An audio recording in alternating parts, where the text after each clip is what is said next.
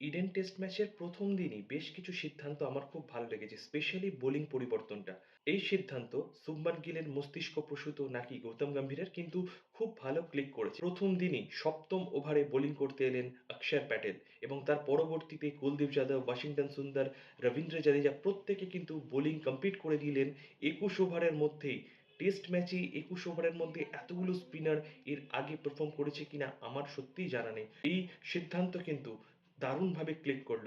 স্পিনারদেরকে counter করতে গেছিলেন van Rickelton এবং মার্করাম। তার পরবর্তীতেই ২ ওপেনারকে আউট করলেন আমাদের স্পিড স্টার জসপ্রীত বুমরা এবং তার পরবর্তীতে টেম্বা বাভুমাকে আউট করলেন কুলদীপ যাদব। লাঞ্চের আগে ৩ টি উইকেট তুলে নেওয়া বেশ একটা পজিটিভ অ্যাপ্রোচ বলে আমি মনে করি। টেস্ট ম্যাচের ১ম দিনে এই বোলিং পরিবর্তনটা আমার কিন্তু খুব নজর কাড়ল।